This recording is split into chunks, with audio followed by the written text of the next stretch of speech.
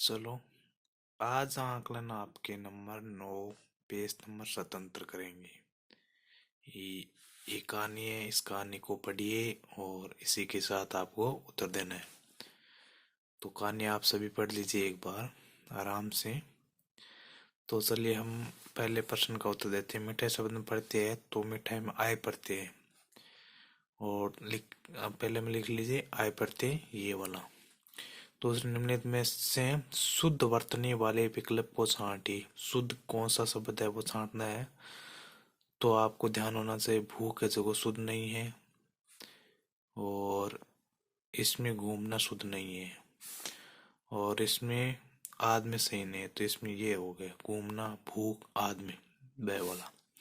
निम्न में से असंगत समूह को छांटिए।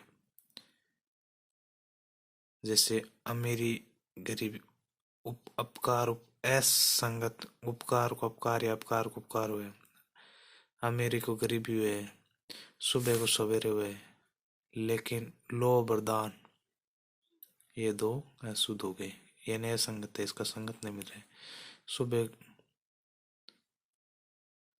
सॉरी इसमें ये होगा सुबह को सवेरे बोलते हैं तो गरीबी को अमीर थोड़ी बोलते हैं। लोभ को दान भी बोलते हैं। एक लोभ होता है एक दान देता है। तो इसमें उत्तर होगा आपकी ये लगाओ, ये उत्तर होगा, ये लगा लीजिए आप। ठीक है। उसके बाद दयालु सेठ निखंड पद है, यानी ये है विशेषण संबंधित। सेठ की विशेषता है दयालु। और रोजाना शब्द के लिए उचित पर्यायवाची शब्द को समझिए, यानी समानार्थी शब्द या पर्यायवाची शब्द है रोजाना के। सदैव, प्रतिदिन, हर दिन।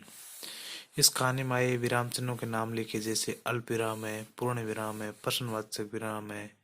इस प्रकार के आप विराम चिन्ह लगा लीजिए या लिख लीजिए। उसके बाद है अपने आसपास किसी सेठ की दुकान के बारे में लिखिए, यानी अपने आसपास के कोई सेठ है उस सेठ की दुकान के बारे में लिखिए।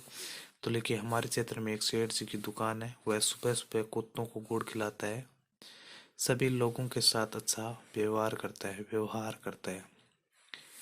लिख लीजिए हमारे क्षेत्र में एक सेठ जी की दुकान है, वह सुबह सुबह कुत्तों को गुड़ खिलाता है, सभी लोगों के साथ अच्छा व्यवहार भी करता है। यानी आपके क्षेत्र की कोई सेठ जी की दुकान है उसके बारे में व्यवहार के बारे में बताना है। अगला पर्यावरण से जुड़े दो नारों का नाम निर्माण कर लिखिए। जैसे सुरक्षित रहना है तो पर्यावरण को बचाना है। लिख लीजिए सुरक्षित रहना है तो पर्यावरण को बचाना है। इससे अगला आपका विद्यालय और समाचार पत्रों से 5 विज्ञापनों का नाम छांट कर लिखिए। जैसे विद्यालय स्वच्छ अभियान, पर्यावरण संरक्षण, अच्छा खाओ अच्छा स्वास्थ्य पाओ, खाना खाओ अच्छा जीवन पाओ। ठीक है। इसके बाद है क्या मुझे कुछ खाने के लिए दोगे। कहानी के आधार पर बताए कि किसने और किसको कहा, यानी ऊपर दिए गए गद्यांश में से इसका उत्तर देना है। तो इसको आपने पूछ लीजिए क्या मुझे कुछ खाने के लिए दोगे। तो ये किसने कहा, तो ये एक गरीब आदमी ने कहा था। और किसको कहा था, तो लोभो से कहा था कि क्या मुझे एक खाने के लिए दोगे। तो लोभो ने कहा ये गरीब आदमी को खाना दिया।